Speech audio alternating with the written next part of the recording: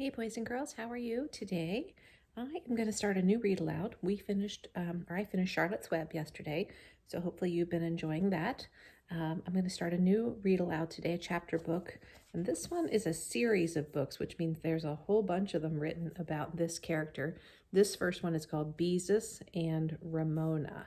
Ramona is the little girl in the picture, and this is her older sister. Her name is actually Beatrice, but Ramona called her Beezus when she was little, and that name stuck. So this is about some adventures of a kind of mischievous little 4-year-old girl, and then the books go on as she gets older. So we'll at least read this one, and maybe we'll get to another one in the series.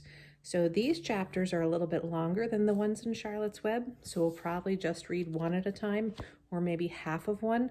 We'll see how it goes for time. Okay, so this is by an author named Beverly Cleary, and she's written a lot of really wonderful books throughout the years. But these are by far my favorite ones. So this is Beezus and Ramona.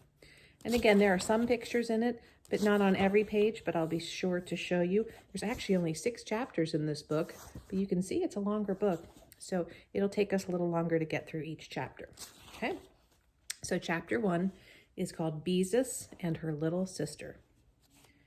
Beatrice Quimby's biggest problem was her little sister Ramona. Beatrice, or Beezus, as everyone called her, because that was what Ramona had called her when she first learned to talk, knew other 9-year-old girls who had little sisters who went to nursery school, but she didn't know anyone with a little sister like Ramona. Beezus felt that the biggest trouble with 4-year-old Ramona is that she was just plain exasperating. That big word means she gets very frustrating. She finds her little sister to be frustrating. So if Ramona drank lemonade through a straw, she blew it into the straw as hard as she could to see what would happen.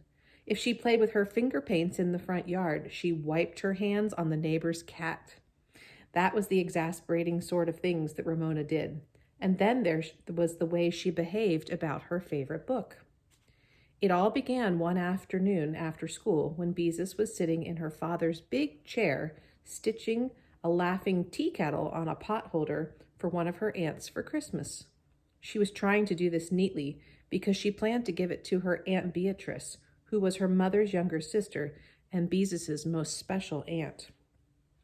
With gray thread, Beezus carefully outlined the steam coming from the tea kettle's spout and thought about her young aunt, who was always so happy and understanding. No wonder she was her mother's favorite sister. Beezus hoped to be exactly like her someday when she grew up. She wanted to be a 4th-grade teacher and drive a yellow convertible and live in an apartment house with an elevator and a buzzer that opened the front door. Because she was named after Aunt Beatrice, Beezus felt she might be like her in other ways, too. Do you all have a favorite aunt? Some of you might. While Beezus was sewing, Ramona, holding a harmonica in her teeth, was riding around the living room on her tricycle. Since she needed both hands to steer the tricycle, she could blow in and out on only one note.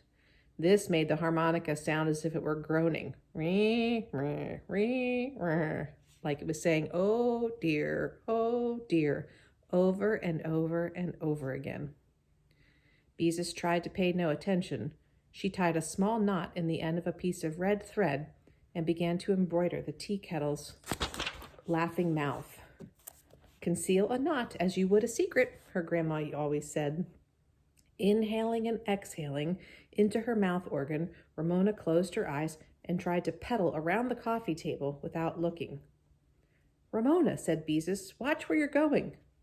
When Ramona crashed into the coffee table, she opened her eyes again. Ee-oh, moaned the harmonica. Around and around pedaled Ramona, inhaling and exhaling.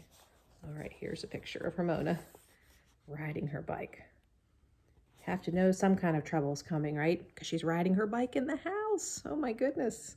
That's just a recipe for trouble, isn't it? And there's the harmonica, right? So anytime she breathes in and out, it makes that sound because she has to hold on with 2 hands. And there's Beatrice back there sewing and embroidering her picture. And that means using thread to make a picture. Okay, all right, let's see what happens. Beezus looked up from her pot holder. Ramona, why don't you go play with Bendix for a while? Bendix was Ramona's favorite doll.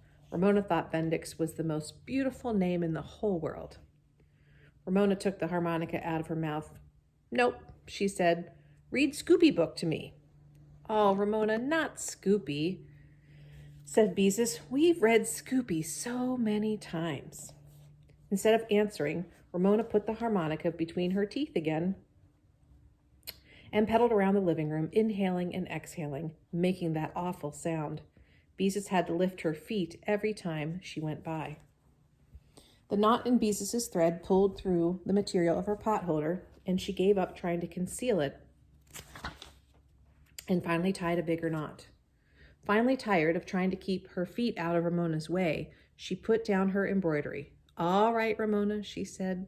If I read about Scoopy, will you stop riding your tricycle around the living room and making so much noise?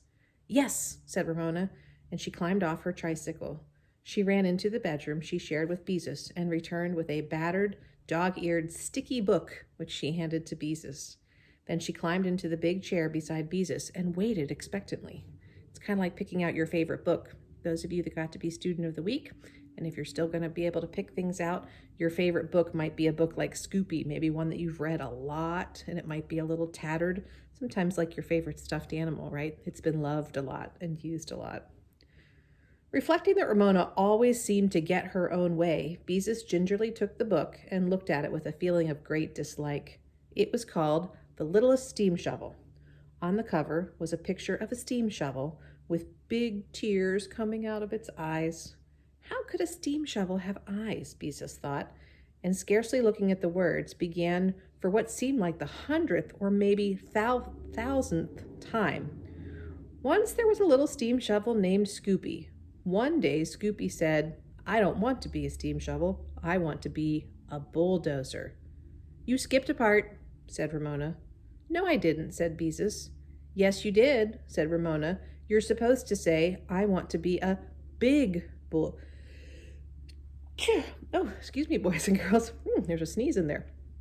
I want to be a big bulldozer. Oh, all right, said Beezus crossly. I want to be a big bulldozer. Ramona smiled contentedly, and Beezus continued reading. Grrr, said Scoopy, doing his best to sound like a bulldozer. Beezus read on through Scoopy's failure to be a bulldozer. She read about Scoopy's wanting to be a trolley bus. Beep, beep, honked Ramona during that part. A locomotive. Choo-choo, wailed Ramona during that part. A pile driver. Clunk, clunk, shouted Ramona. Beezus was so glad when she finally reached the end of the story, and Scoopy learned it was best for little steam shovels to be steam shovels. There, she said with relief, and she closed the book. She always felt foolish trying to make noises like machinery. Clunk, clunk, yelled Ramona, jumping down from the chair. She pulled her harmonica out of her pocket of her overalls and climbed immediately back on her tricycle. She inhaled and exhaled. Oh, dear, said the harmonica sound. Ramona, cried Beezus, you promised you'd stop if I read Scoopy to you. I did stop, said Ramona when she had taken the harmonica out of her mouth. Now read it again.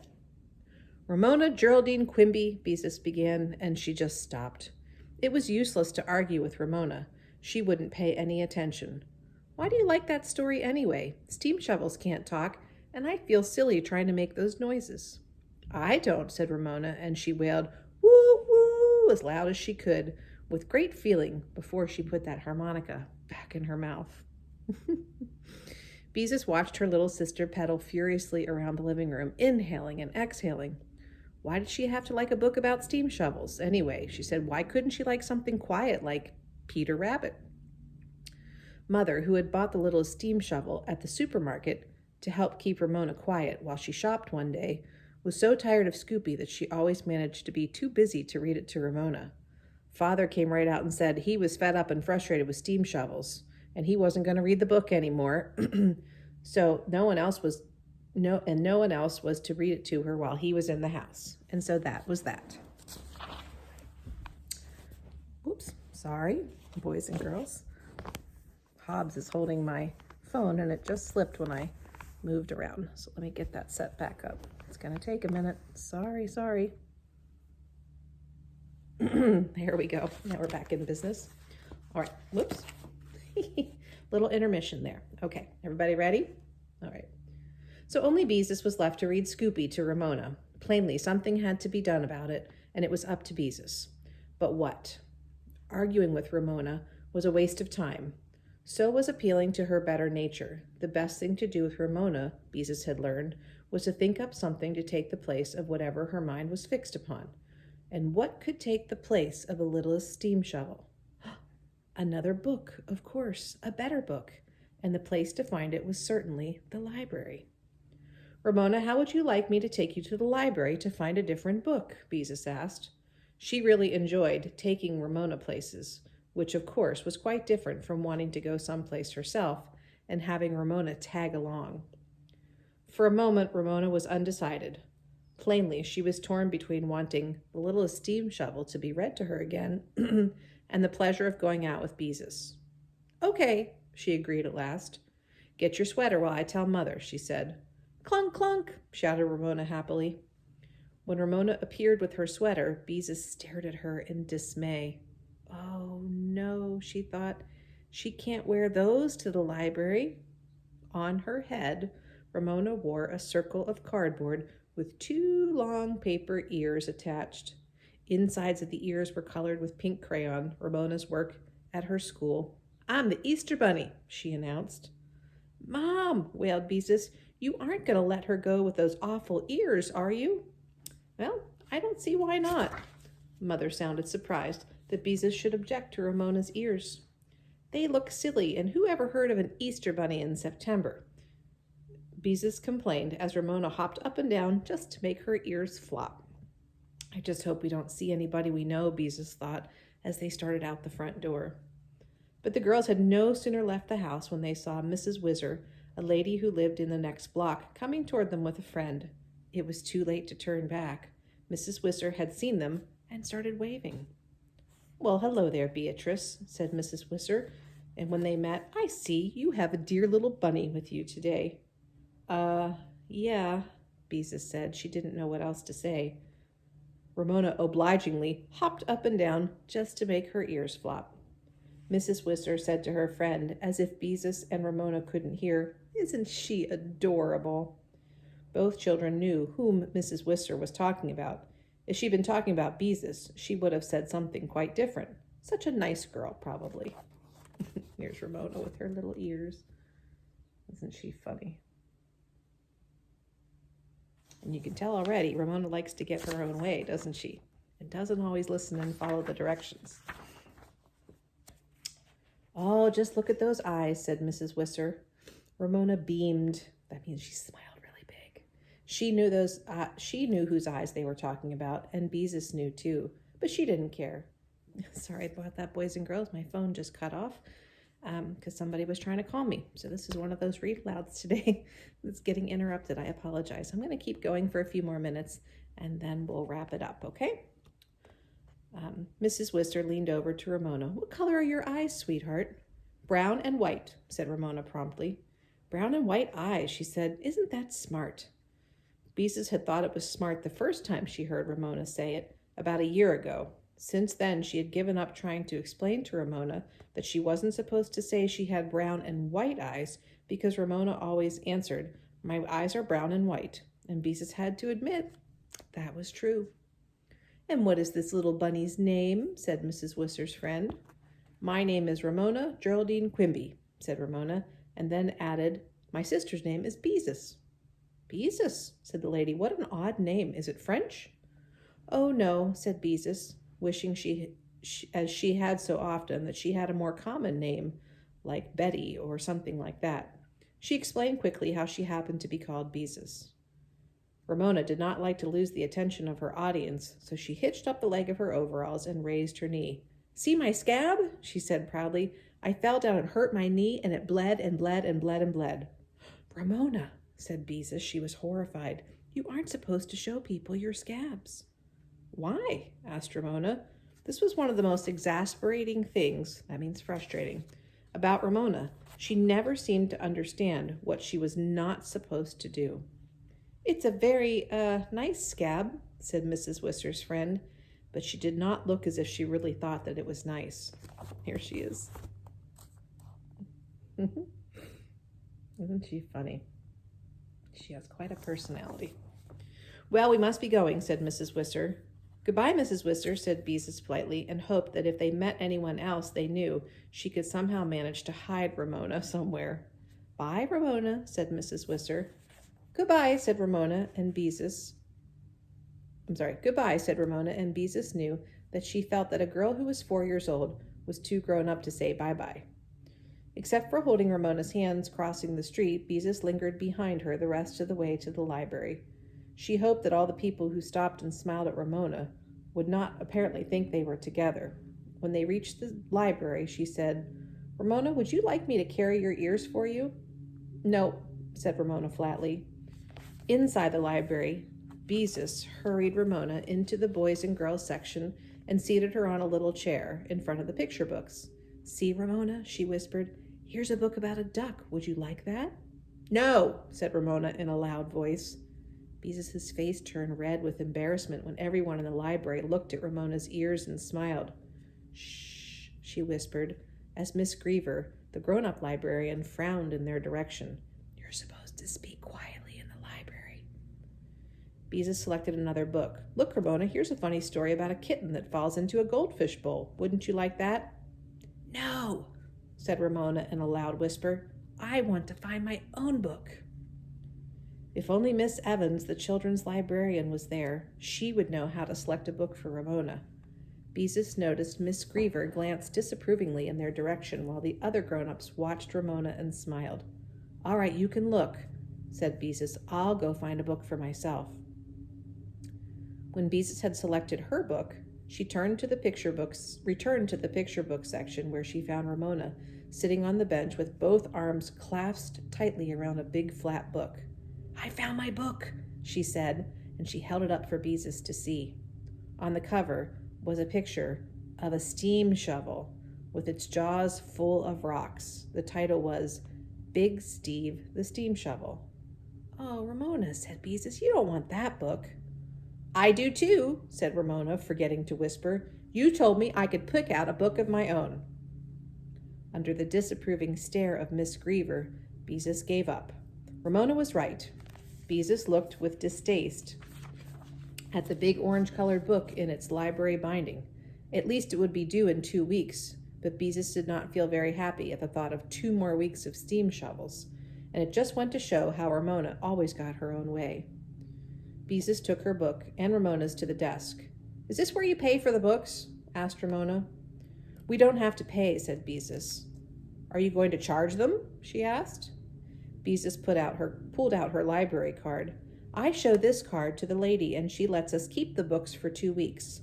A library isn't a store where you buy things. Ramona looked as if she didn't understand. Well, I want a card, she said. You have to be able to write your own name before you can have a library card. I can, said Ramona. Ramona, you can't. Perhaps she really does know how, said Mrs. Greaver, as she took a card out of her desk. Beezus watched doubtfully while Mrs. Greaver asked Ramona her name and her age. Then she asked Ramona what her father's occupation or job was. When Ramona didn't understand, she said, What kind of work does your dad do? He mows the lawn, said Ramona. The librarian laughed. She said, I mean, how does he earn a living? Somehow, Beezus did not like to have Mrs. Greaver laugh at her little sister. After all, how could Ramona be expected to know what her father did? He works for the Pacific Gas and Electric Company, Beezus told the librarian. Miss Greaver wrote this down on the card and put it on the desk. You write your name on this line. Nothing daunted, Ramona grasped the pencil in her fist and began to write. She bore down so hard the tip snapped off, but she kept writing. When she laid down the pencil, Beezus picked up the card to see what she had written, and the line on the card was filled with this. Do you see that? And there she is, writing her name. Isn't that funny? Can't tell, huh? That's my name, she said proudly. That's just scribbling, said Beezus. It is too my name, insisted Ramona. Miss Greaver quietly dropped the card into the wastebasket. I've watched you write, and I know how, said Ramona. Here, Ramona, you can hold my card. Beezus tried to be comforting. And just pretend that it's yours. We're going to stop there for today, boys and girls. We're about halfway through chapter 1. So we'll see what happens when Ramona takes that book home from the library. So I will tell you, she gets into more mischief at home with that library book. So, all right, tune in tomorrow, boys and girls. We'll see you then. Bye.